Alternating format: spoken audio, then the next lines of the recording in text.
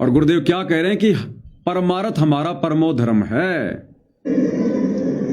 और परमार्थ हमारा परम धर्म है। क्या कह रहे हैं? और परमार्थ हमारा परम धर्म है, परमार्थ हमारा परम धर्म है।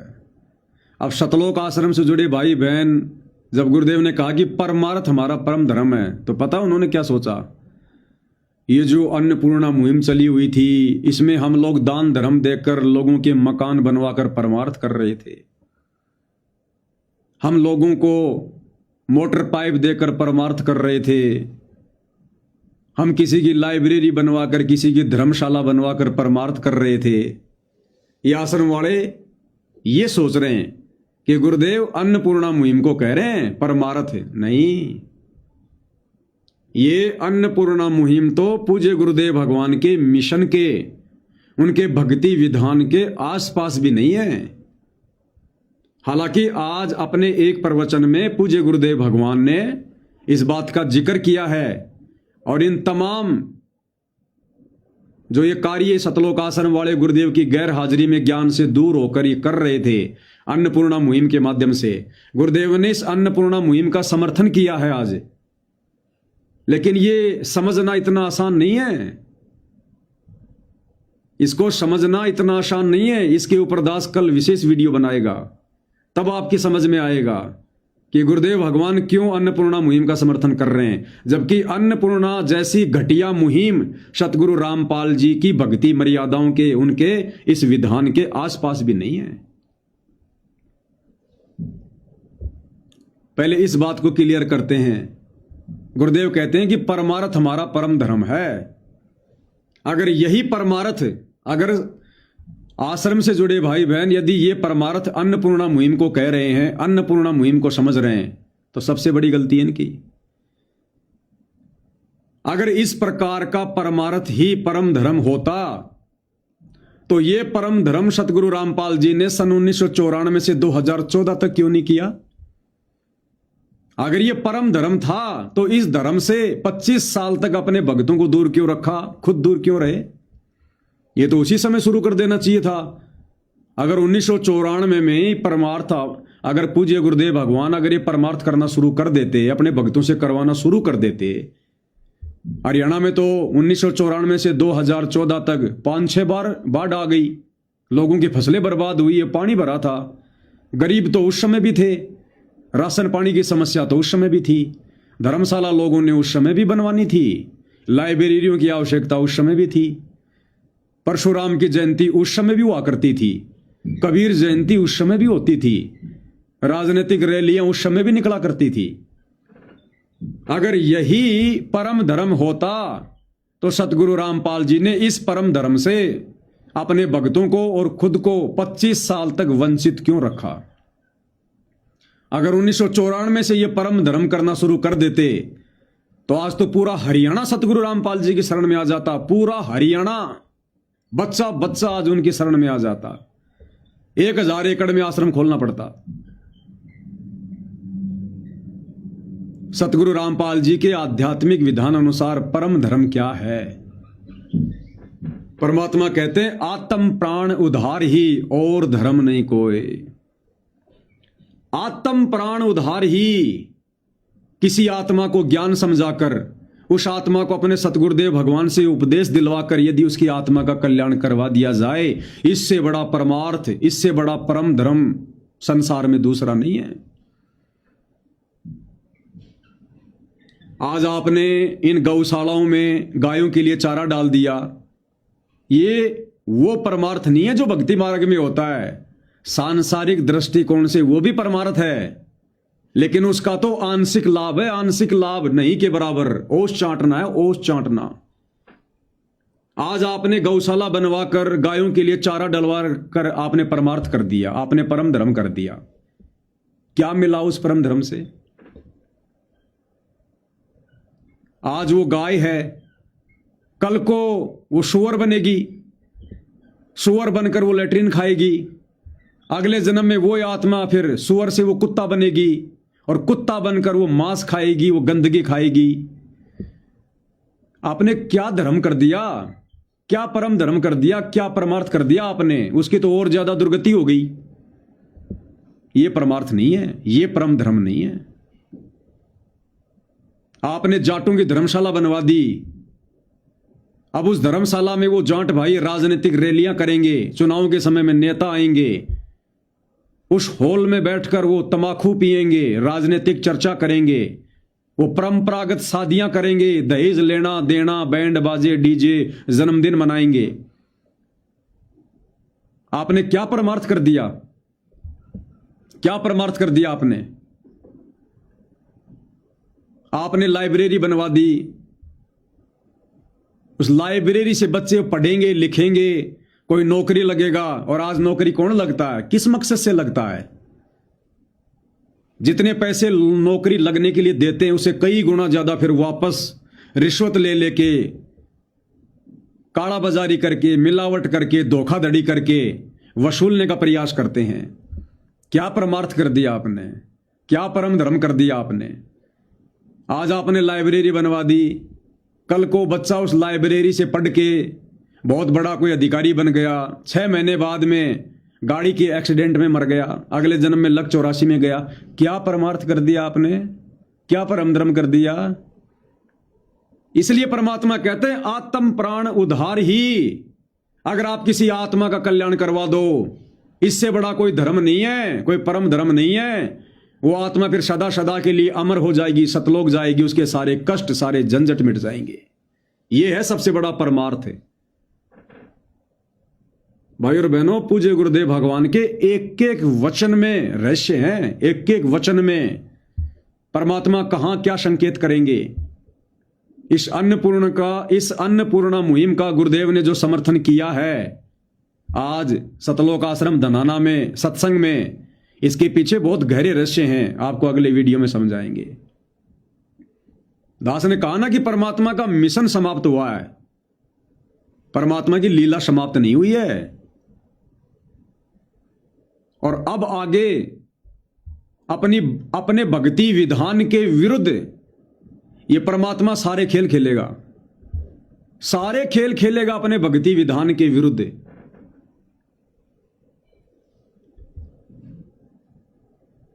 आज सतलोक आश्रम धनाना का वीडियो आया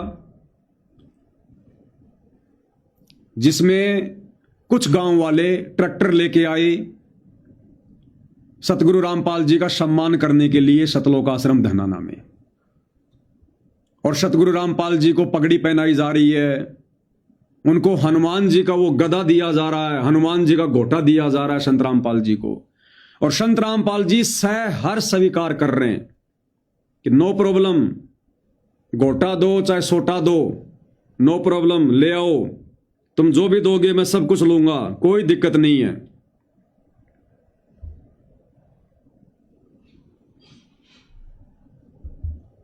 क्यों दिक्कत नहीं भाई? आज सतगुरु रामपाल जी को कोई दिक्कत नहीं है। जो लोग उनको सम्मानित करने के लिए आए हैं गांव वाले, वो भगत भी नहीं है, वो तंबाकू भी पीते हैं, वो शराब भी पीते हैं, वो सारे सामाजिक काम करते हैं, वो राजनीति भी करते हैं, और फिर भी सतगुरु रामपाल जी आज उनका मान सम्मान स्वीकार कर रहे हैं। साक्षात उनके हाथों से पगड़ी पहन रहे हैं, हनुमान जी का गोटा छोटा ले रहे हैं। हो सकता उन्होंने मिठाई खिलाई हो, वो भी खाई होगी, वीडियो दास आपको दिखा देगा। आज सतगुरु रामपाल जी अपने खुद के भक्ति विधान के विरुद्ध, क्योंकि आज से पहले उन्होंने कभी ऐसा नहीं किया।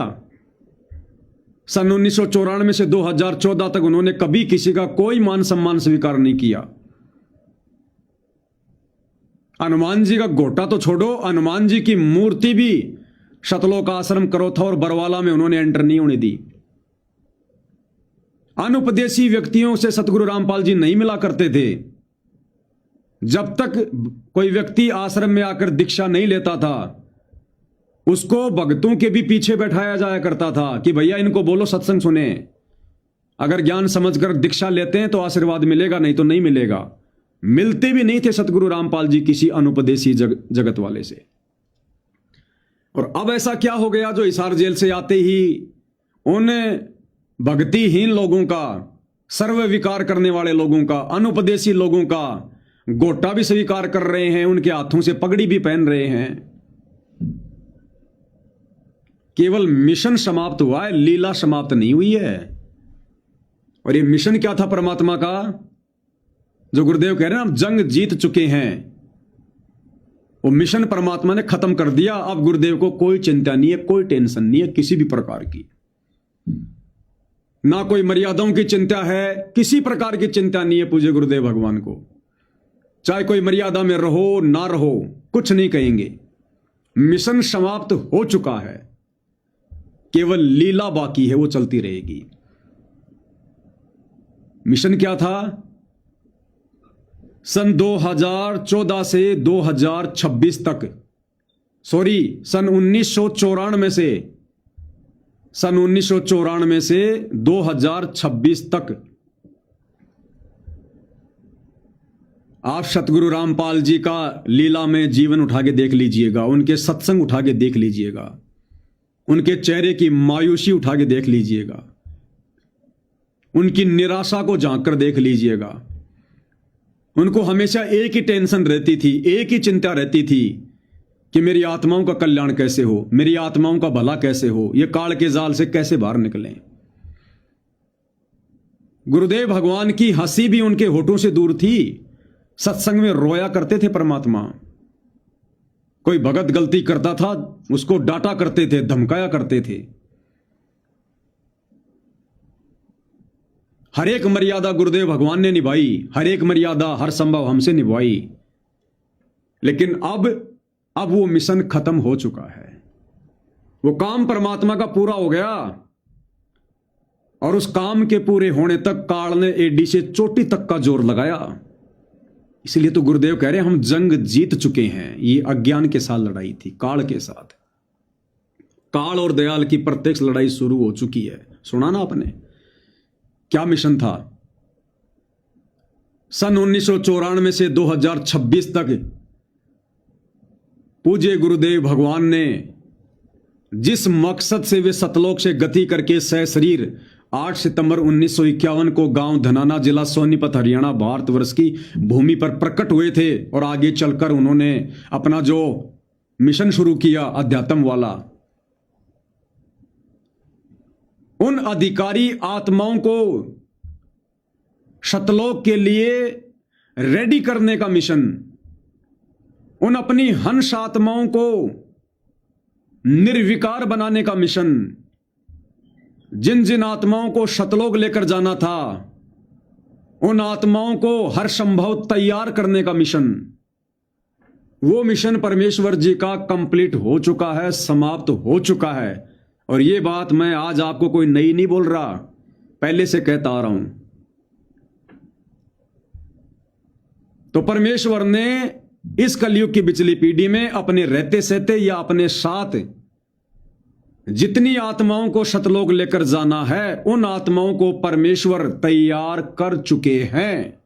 काल को धोखा देके, काल के साथ में लड़ाई लड़के, जद्दोजहद करके, इतना संघर्ष करके, 2-2 बार की जेल, दुनिया से दुश्मनी मोल लेके, वो हंस आत्माएं परमेश्वर जी ने तैयार कर दी हैं। वो भगत निर्विकार बना दिए हैं। उन भगतों की सुरती सतलोक में लगा दी है, यानी गुरुदेव के चरणों में लग चुकी है। उन भगतों को अब कोई माई का लाल टस से मश नहीं कर सकता। अब वो मिशन परमात्मा का समाप्त हो चुका है, और उन सभी निर्विकार हंस आत्माओं को गुरुदेव ने साध संगति से जोड़ दिया है, एक बोरे में पैक करके रख दिया है। अब परमेश्वर को आगे कोई चिंता नहीं, अब कोई टेंशन नहीं है। चाहे कोई मर्यादा में रहे, चाहे कोई मर्यादा में ना रहे, चाहे कोई भक्ति करे, चाहे कोई भक्ति ना करे। तो सन 2014 से, सॉरी सन 1994 से 2026 तक परमात्मा ने जो हंस आत्माएं तैयार करनी थी, अपने मिशन के तहत तैयार कर दी हैं। उनको अलग से एक साथ संगति रूपी बोरे में बांध के रख दिया है। मिशन खत्म, अब आगे चलेगी लीला। अभी तक की जो लीला थी वो अपनी हंस आत्माओं के लिए थी, आत्माओं को सतलोक के लिए अधिकारी बनाने के लिए थी, आत्माओं की छटनी करने के लिए थी। वो लीला, वो मिशन समाप्त हो चुका है। अब आगे गुरुदेव भगवान की जो लीला चलेगी, वो लीला चलेगी संसार को अपनी शरण में लेने की, दुनिया को अपनी शरण में लेने की। अब आगे की लीला संसार को अपनी शरण में लेने की चलेगी। और गुरुदेव भगवान को पता है कि अब आगे इस संसार में, इस जगत में, इस धरती पर ना ही तो कोई सतलोक के लिए अधिकारी आत्मा बची है और ना ही सतलोक के लिए कोई श्रेष्ठ आत्मा बची है। अब परमेश्वर ने केवल अपने बाकी उन बच्चों को शरण में लेकर उनके ऊपर वो कलम चढ़ानी है। केवल परमात्मा कलम चढ़ाएगा अब आगे। अब संसार को शरण में लेने के लिए परमात्मा उन संसार वालों के बीच में संसारी बनकर रहेंगे। गांव वाले पगड़ी पहनाने आ रहे हैं, कोई दिक्कत नहीं जी, पहना दो, तुम इस बहाने आ जाओ, सत्संग सुन लो, शरण में आ जाओ। गांव वाले गुरुदेव भगवान से हाथ जोड़ के कुछ डिमांड करने आ रहे हैं, हे महाराज जी हमारे गांव में ये बनवा दो, हे महाराज जी हमारे गांव में एक मोटर लगवा दो, ट्यूबवेल लगवा दो। गुरुजी कहेंगे आजा भाई, कोई दिक्कत नहीं है, बनवा देंगे, तू दीक्षा ले ले, भक्ति कर। अब वो परमात्मा संसार को शरण में लेने के लिए संसारी बनकर लीला करेगा। अब उस परमेश्वर ने कोई आवश्यकता नहीं है मर्यादा निभाने की, अपने आप को भगत के रूप में पेश करने की। अब परमेश्वर को कोई चिंता नहीं है, अब परमात्मा टेंशन मुक्त है। काल के हिसाब से परमात्मा चिंता मुक्त हो चुके हैं। जितनी आत्माओं को परमात्मा ने सतलोक लेकर जाना था, उन आत्माओं को परमात्मा तैयार करके और बोरे में पैक कर चुके हैं। अब आगे जो आत्माएं संसार में हैं वो सतलोक के लिए अधिकारी नहीं हैं। अब उन पे केवल कलम चढ़ेगी और वो लोग सतगुरु रामपाल जी से नाम उपदेश लेकर जैसी भी भक्ति करना चाहेंगे, मर्यादा में रहकर या ना रहकर, टूटी फूटी राजनीति भी करेंगे और वो लोग भक्ति भी करेंगे। क्या कहा गुरुदेव ने कि आने वाले समय में राजनीति भी वही करेगा, भक्ति भी वही करेगा जो भगत होगा। अब जिन हंस आत्माओं को परमात्मा बोरे में पैक कर चुके हैं, सत्सेवकों को, उनसे परमात्मा ना तो राजनीति करवाएगा, ना परमेश्वर उन आत्माओं को बर्बाद होने देगा। वो छांट के परमात्मा ने अलग से रख दी हैं। अब ये परमात्मा संसार में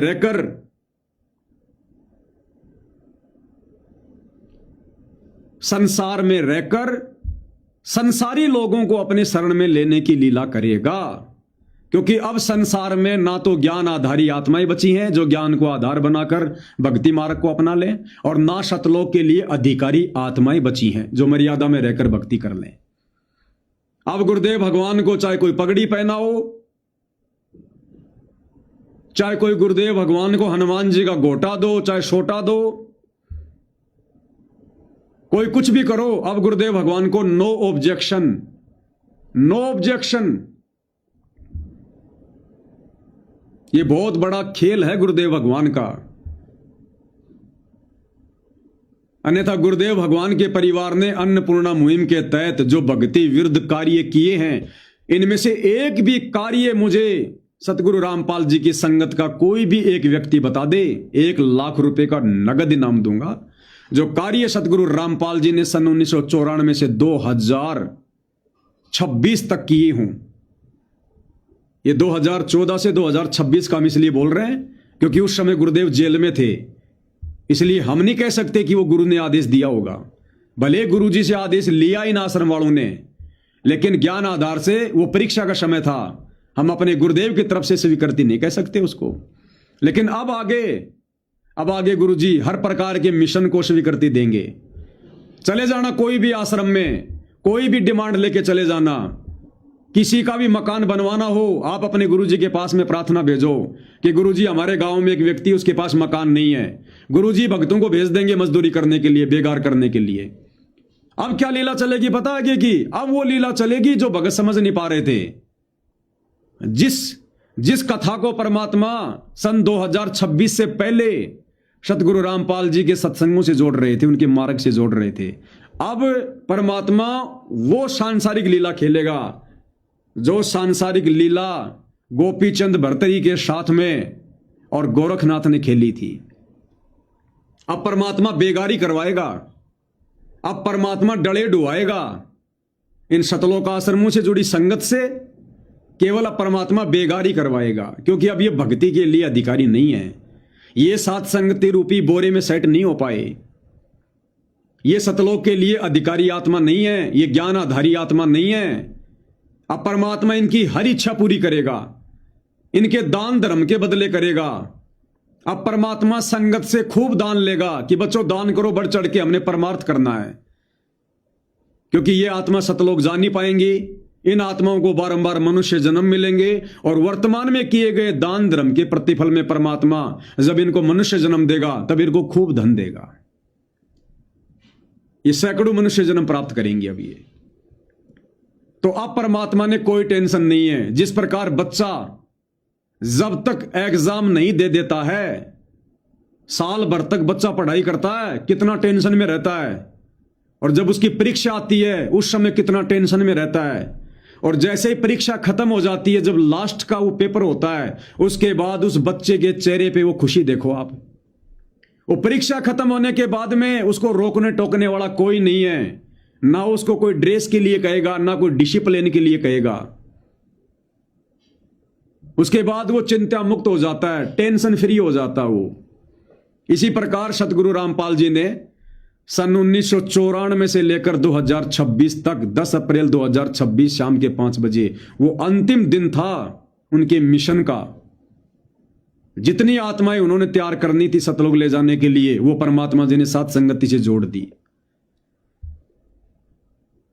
अब आगे परमात्मा को कोई चिंता नहीं है, परमात्मा को कोई टेंशन नहीं है, चाहे कोई भक्ति करे ना करे, कोई मर्यादा में रहे ना रहे। आप देख नहीं रहे क्या गुरुदेव भगवान किस प्रकार से संगत के बीच में बैठकर हिसार जेल से आते ही हंस हंस के बातें कर रहे हैं, हंस हंस के। आपको कुछ ये अजीब सा नहीं लग रहा?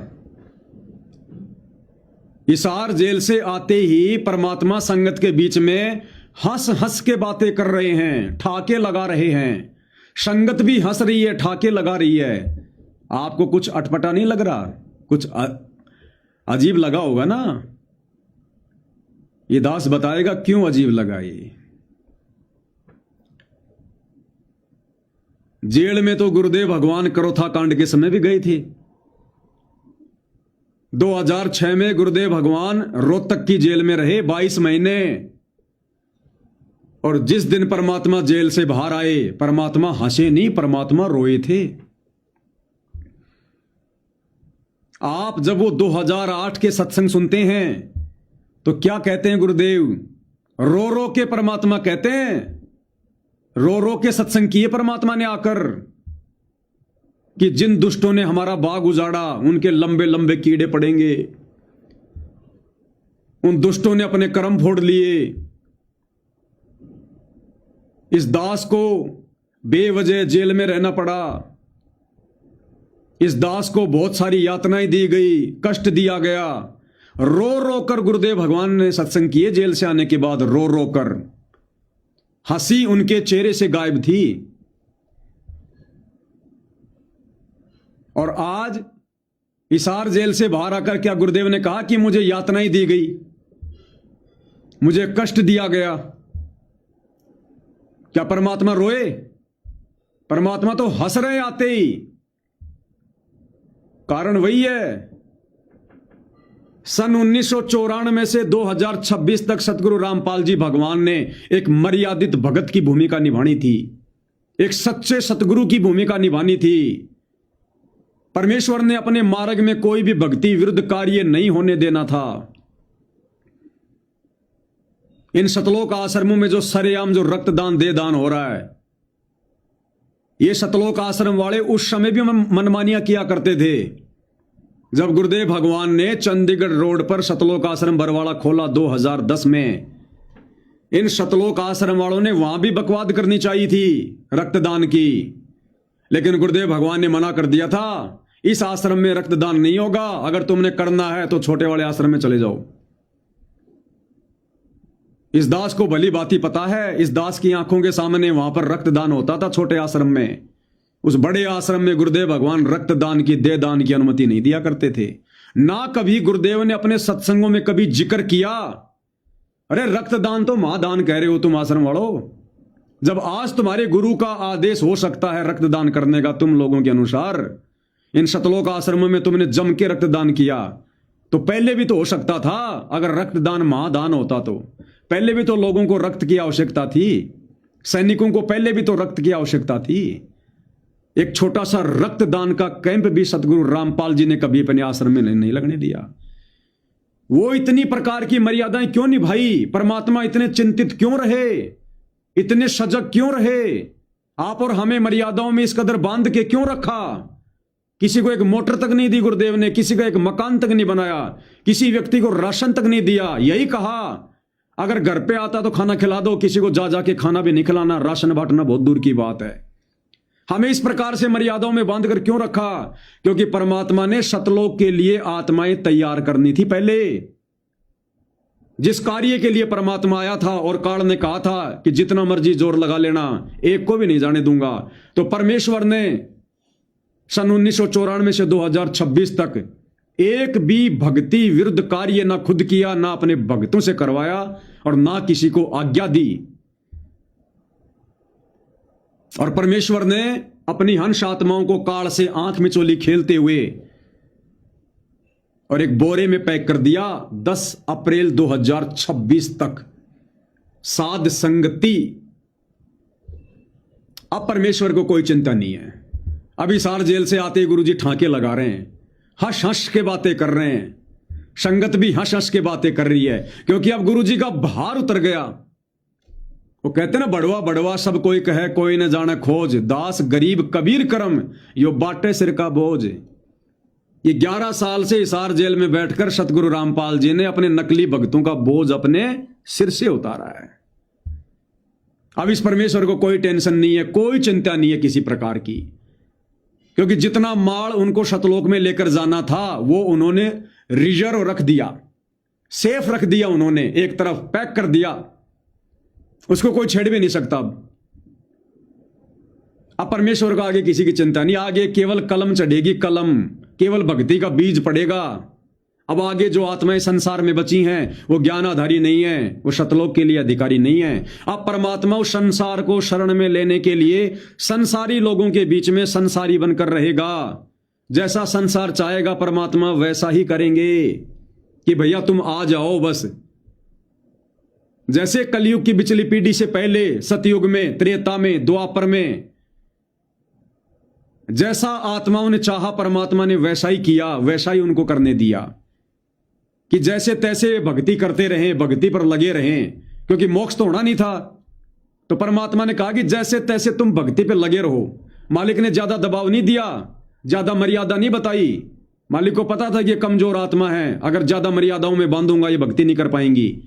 तो परमेश्वर ने रिचार्ज करने के लिए, कलम चढ़ाने के लिए ज्यादा दबाव नहीं दिया। इसी प्रकार अब परमात्मा 10 अप्रैल 2026 के बाद संसार को शरण में लेने के लिए अब परमात्मा ज्यादा शक्ति नहीं दिखाएंगे, अब परमात्मा ज्यादा बाउंडेशन में नहीं बांधेंगे, परमात्मा ज्यादा दबाव नहीं देंगे। अब जो जिस आधार से, जिस सोच से इस भक्ति को स्वीकार करना चाहेगा परमात्मा उसी आधार से उसको स्वीकार करेंगे। अब ये गांव वाले सतगुरु रामपाल जी से नाम भी ले जाएंगे और ये हुक्का भी पिएंगे, ये राजनीति भी करेंगे, सारे काम करेंगे अब आने वाले, क्योंकि संगत ने नहीं छोड़े अभी, तो आने वाले कहां छोड़ेंगे अब। इसलिए अब परमात्मा को कोई चिंता नहीं है, अब परमेश्वर जी ने संसार को शरण में लेना है। एक उदाहरण काफी है किसान का। किसान 6 महीने लगातार मेहनत करता है गेहूं की फसल के लिए, 6 महीने लगातार। और गेहूं की फसल को तैयार करने के लिए किसान अगर रिश्तेदारी में भी ना जाना पड़े तो नहीं जाएगा। भयंकर सर्दी में पानी देना पड़ेगा, देगा। उस फसल को सुरक्षित रखने के लिए हर प्रकार से बाउंड्री करेगा, तार लगाएगा, बाड़ करेगा, उसकी रखवाली करेगा। जरा सा कुछ अगर कीड़ा वीड़ा लगता दिखाई दिया, उसके अंदर दवाई छिड़केगा, समय पर पानी देगा, देखभाल करेगा। उस फसल को तैयार करने के लिए आज अगर पानी देने का समय है और कोई कहे कि चल भाई आज वहां चलते, मेरी रिश्तेदारी में 2 दिन बाद आएंगे, वो हाथ जोड़ लेगा, नहीं भाई मेरी फसल में पानी का टाइम है। उसको पता है अगर ये मेरी फसल तैयार नहीं हुई तो मैं खाऊंगा क्या। वो घूमना फिरना भी भूल जाता है। वो गेहूं की फसल तैयार करने के लिए। इसी प्रकार सतगुरु रामपाल जी ने उस किसान की तरह सन 1994 से 2026 तक ये भूमिका निभाई। हर प्रकार से मर्यादा, बाउंडेशन, कोई भक्ति विरुद्ध कार्य नहीं, कहीं आना नहीं, कहीं जाना नहीं, केवल भक्तों का आत्म कल्याण, भगत रूपी फसल तैयार करने के लिए। और भाई और बहनों, जैसे उस किसान की वो फसल तैयार होती है, वो कणक निकालता है, उसके बाद वो क्या करेगा, ध्यान रखना, अगली फसल के लिए बीज छांट कर रख लेगा। बढ़िया बढ़िया दाने छालने में छान छान के, अच्छे मोटे मोटे गेहूं के दाने, जितना उसने बीजना है अगली बार नई फसल के लिए 50 किलो या 1 क्विंटल, वो बीज अगर उसके खेत में 10 बोरी गेहूं हुई है, उसमें से 50 किलो गेहूं छांट छांट के बढ़िया अच्छी क्वालिटी का और एक बोरे में पैक कर देगा, एक बोरे में, और उसको घर पर सुरक्षित रख देगा। सुरक्षित उसको कहते हैं बीज, साध संगति, सत्सेवक। और बाकी जो 9 क्विंटल है, उस 9 क्विंटल में से वो खुद भी खाएगा, अगर बेचना पड़ गया तो बेच भी देगा, अगर किसी को उधार देना पड़ गया तो उधार भी दे देगा उस बाकी 9 क्विंटल में से। तो सन 1994 से 2026 तक सतगुरु रामपाल जी ने फसल तैयार की। और जो बीज था जिसे सतलोक लेकर जाना है, उसको परमात्मा ने सात संगति से जोड़कर बोरे में पैक कर दिया बीज रूप में। और बाकी जो संगत है वो है 9 क्विंटल कणक। अब उससे परमात्मा सारे काम लेगा। 9 क्विंटल अनाज से वो किसान खुद भी खाएगा, भैंसों को भी खिलाएगा, किसी को उधार भी दे देगा, रिश्तेदारों को भी दे देगा, और बेचना पड़ा तो बेच भी देगा। अब परमात्मा संसार को अपनी शरण में लेने के लिए इस परीक्षा में जो भाई बहन हमारे फेल हो चुके हैं आश्रम वाले, अब उनसे परमात्मा सारे काम लेगा। दुनिया के मकान भी बनवाएगा, दुनिया के घर में राशन भी डलवाएगा, अन्नपूर्णा मुहिम भी चलवाएगा, सारे काम करवाएगा परमात्मा इनसे, क्योंकि वो एक्स्ट्रा कणक है। और वो बीज, वो बाकी फसल, बाकी गेहूं जिसमें से किसान खुद भी खाएगा, भैंसों को भी खिलाएगा, जगत वाला कोई उधार लेगा उसको भी दे देगा, बेचना पड़ गया मंडी में बेच भी देगा।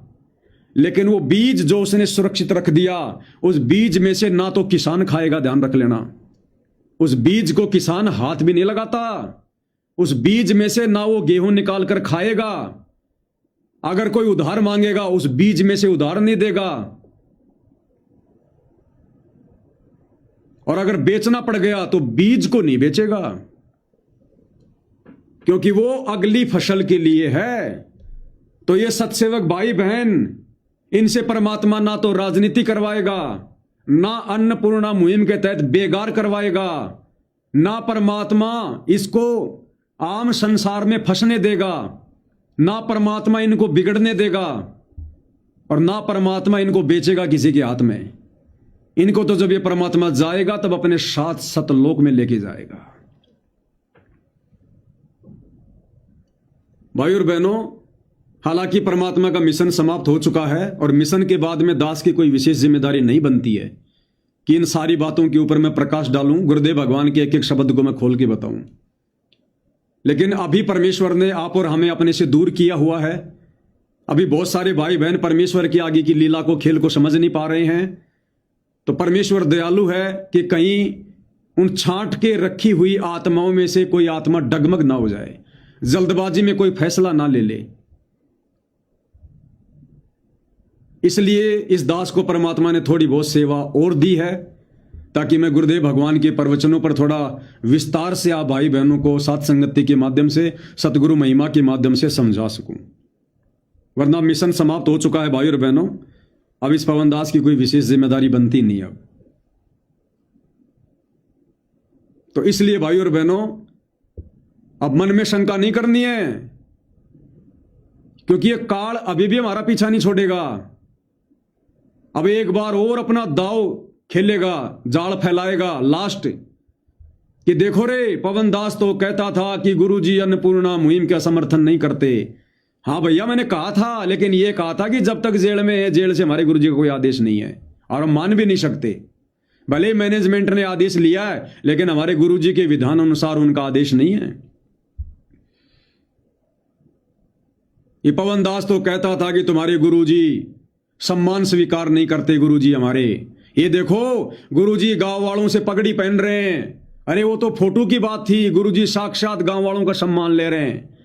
पवन दास तो कहता था जब गांव वाले सम्मान किया करते थे फोटो का, कि गुरुजी क्या करेंगे हनुमान के गोटे का, हनुमान के लंगोटे का, गुरुजी क्या करेंगे इस हड़का। देखो गुरुजी ने तो कोई ऑब्जेक्शन नहीं किया। गुरुजी तो घूम घूम के आश्रम में देख रहे वहां पर, वाह जी वाह, इतनी ट्रॉफी आ गई, इतने मेडल आ गए मेरे पास में। देखो रे, पवन दास कहता था ये अन्नपूर्णा मुहिम गुरुजी की नहीं है। अब देखो गुरुजी ने सत्संग में बोल दिया दनाना में कि बच्चों हमने अन्नपूर्णा मुहिम चलाई, वरना ये गांव वाले मर जाते, किसान भूखे मर जाते। बच्चों ये परमार्थ का काम है, हमने बढ़ चढ़ के करना है। आगे भी बच्चों अगर कोई दुखी हो तो हमारे पास में सूचना लाओ, हम उसको सुखी करेंगे। मैं अपने बच्चों को भेजूंगा वहां पर मकान बनवाने के लिए। तो भाई और बहनों, इस प्रकार की बातें सुन के डगमग मत हो जाना। ये ज्ञान आधार की भक्ति है, ये ठोक ठोक के ज्ञान परमात्मा ने इसीलिए दिया है। अब आगे परमात्मा सब कुछ करेंगे, क्योंकि आगे परमात्मा ने संसार को शरण में लेना है। संसार को अपना मिशन परमात्मा पूरा कर चुका है, काल को पता भी नहीं लगने दिया। अपना मिशन परमात्मा ने पूरा कर लिया। अब कोई टेंशन नहीं है गुरुदेव को आगे की। छांट दी परमात्मा ने आत्मा। अब उनमें से अपनी नालायकी से कोई नीचे गिर जाए तो बात अलग है। कोई बीज के दाने अगर बोरी के अंदर से छेद में से निकल जाए तो बात अलग है। बाकी उन आत्माओं को, उस बीज को अब कोई बर्बाद नहीं कर सकता, क्योंकि बीज को किसान घर पर बहुत ही सुरक्षित जगह पे रखता है। कोई चूहा भी क्या उसके आसपास आ जाए, कोई चूहा भी उस बोरी के आसपास नहीं आ सकता, इतना इंतजाम करता है। तो काल तो छोड़ो, अब काल के दूत भी, सतलोक आश्रम वाले भी, गुरुजी के परिवार वाले भी, या संगत में अगर ये नादान आत्माएं इस प्रकार की बातें कहकर अगर भाई सत्सेवक भाई बहनों को डगमग करना चाहेंगी, ये काल के चूहे निकट भी नहीं आ सकते, निकट भी। तो ये इस प्रकार से अब ये परमात्मा खेल खेलेगा आगे। ये आगे की लीला परमात्मा की इस प्रकार से चलेगी, ध्यान रख लेना। ये बातें तुम्हें पहले बताई जा रही हैं।